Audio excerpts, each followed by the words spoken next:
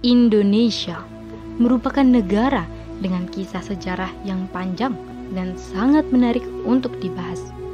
Kali ini kita akan membahas tentang 7 peristiwa paling bersejarah di Indonesia. Apa sajakah itu? Mari kita simak. Nomor 1. Proklamasi 17 Agustus 1945. Setelah Jepang menyerah tanpa syarat kepada sekutu, Indonesia mengalami kekosongan kekuasaan atau vacuum of power. Maka, pada tanggal 17 Agustus 1945, diproklamasikan kemerdekaan Indonesia di Rumah Insinyur Soekarno di Jalan Pegangsaan Timur nomor 56 atau sekarang disebut dengan Jalan Proklamasi Gedung Perintis Kemerdekaan pada pukul 11:30 waktu Jawa pada zaman Jepang. Jika saat ini sekitar pukul 10 WIB. Oleh Soekarno dan Hatta. Setelah proklamasi, langkah rakyat Indonesia selanjutnya adalah merebut kekuasaan dari pemerintah militer Jepang serta melucuti senjata milik tentaranya.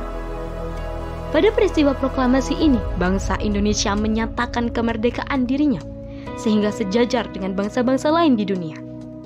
Kemerdekaan Indonesia melalui proklamasi 17 Agustus 1945 adalah hasil perjuangan panjang bangsa Indonesia untuk menuntut kemerdekaan lepas dari belenggu penjajahan bangsa asing.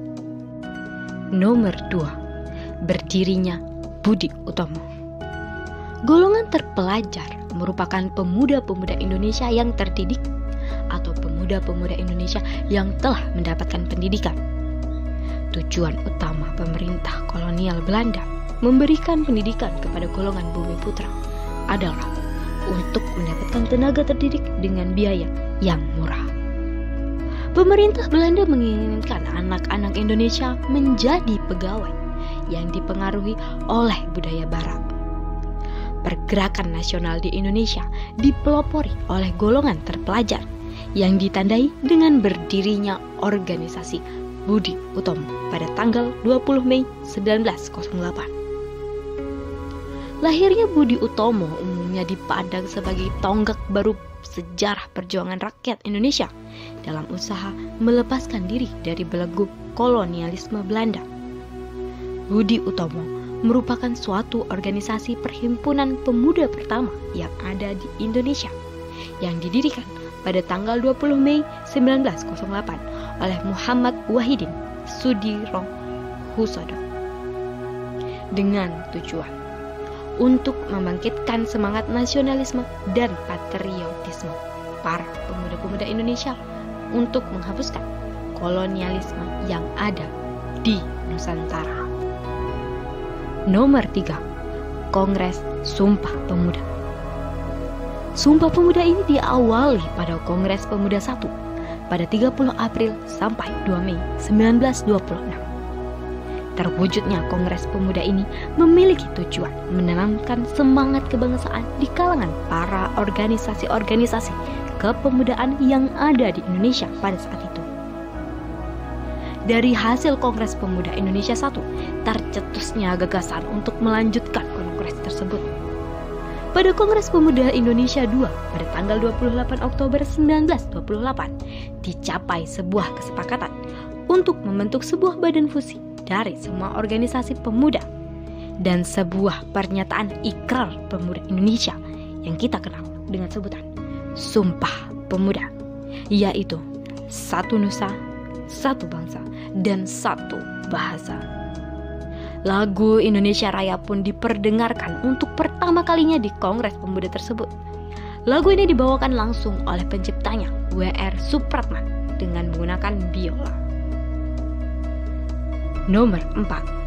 Peristiwa G30 SPKI 1965. Peristiwa gerakan 30 September telah mengakar dalam benak masyarakat Indonesia. Peristiwa ini terjadi pada 30 September hingga 1 Oktober 1965 di Jakarta dan Yogyakarta. Ketika 6 perwira tinggi dan 1 perwira menengah TNI Angkatan Darat Indonesia beserta beberapa orang lainnya dibunuh dalam upaya kudeta.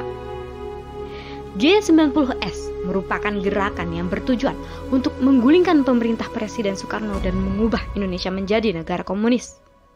Gerakan ini dipimpin oleh D.N. Aidit yang saat itu merupakan ketua dari Partai Komunis Indonesia atau PKI. Setelah peristiwa kelam itu terjadi, Presiden Soekarno didesak untuk membubarkan PKI. Soekarno lantas meminta Maijen Soeharto untuk membersihkan seluruh unsur pemerintah dari pengaruh PKI. PKI kemudian dinyatakan sebagai pihak yang berada di balik gerakan tersebut. Penangkapan besar-besaran terjadi. Siapapun yang tercatat sebagai anggota PKI ditangkap. Bahkan orang-orang yang dianggap atau diduga sebagai simpatisan atau terkait PKI turut ditangkap. Tak hanya penangkapan besar-besaran, peristiwa kelam Indonesia ini disebut-sebut menewaskan ratusan ribu orang. Terjadi tak hanya di ibu kota, namun juga di seluruh wilayah tanah air Indonesia. Nomor 5. Lepasnya Timur Timur dari Indonesia. Bicara tentang Timur Timur atau yang sekarang disebut dengan negara Timor Leste, tak bisa dilepaskan dari nama B.J. Habibie, Presiden ketiga RI. Negara itu lahir setelah lepas dari NKRI melalui referendum 1999. Ya, sebelum menjadi negara, Timor Leste merupakan salah satu provinsi di wilayah Indonesia dengan nama Timur Timur atau Tim-Tim. Referendum untuk menentukan nasib sendiri itu diberikan pemerintah Indonesia kala Habibie menjadi presiden. Kebijakan pemberian referendum itu sontak menuai pro dan kontra pada saat itu, bahkan hingga saat ini. Timur Timur adalah bekas koloni Portugis yang kemudian bergabung dengan Indonesia.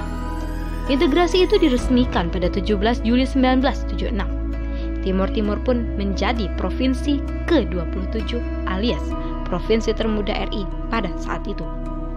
Setelah 22 tahun di bawah rezim Soeharto, Presiden Republik Indonesia kedua, sebagian rakyat Timur Timur berkeinginan lepas dari NKRI. Setelah melalui penentuan pendapat rakyat tanggal 30 Oktober 1999, NKRI kehilangan Timur Timur, yang kemudian resmi menjadi negara Timor Leste pada 20 Mei 2002. Nomor 6. Konferensi Meja Bundar. Konferensi Meja Bundar merupakan pertemuan antara pihak Belanda, Indonesia, dan Bijenkomst for Federal Overleg atau BFO. Momen penting dalam sejarah kemerdekaan Indonesia ini dilakukan pada 23 Agustus sampai 2 November 1949. KMB yang digelar di Den Haag merupakan sebuah rapat yang bertujuan untuk menyelesaikan masalah antara Indonesia dan Belanda yang sudah terjadi dalam waktu yang cukup lama. Seperti yang kita ketahui, Belanda pernah menjajah wilayah Indonesia selama berpuluh-puluh tahun.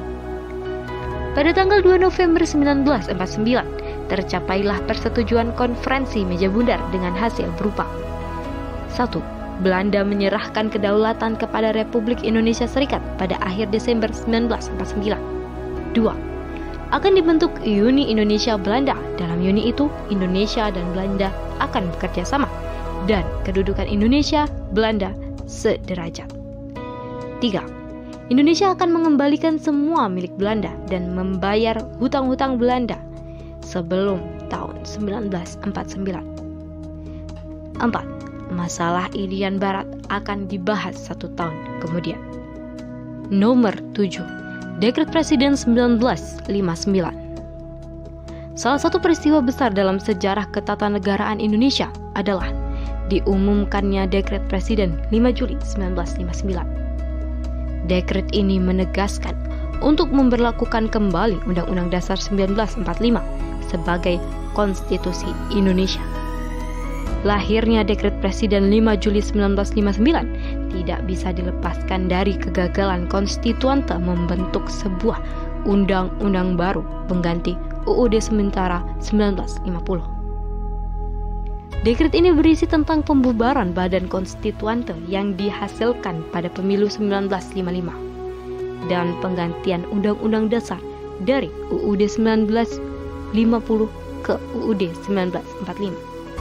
Atas kesimpulannya tersebut, Presiden Soekarno pada tanggal 5 Juli 1959 dalam suatu acara resmi di Istana Merdeka mengumumkan dekret presiden mengenai pembubaran konstituante dan berlakunya kembali Undang-Undang Dasar 1945 dalam kerangka sebuah sistem demokrasi, yaitu demokrasi terpimpin. Sekian 7 peristiwa paling bersejarah di Indonesia. Mohon maaf apabila ada salah-salah kata, dan terima kasih. Wassalamualaikum warahmatullahi wabarakatuh.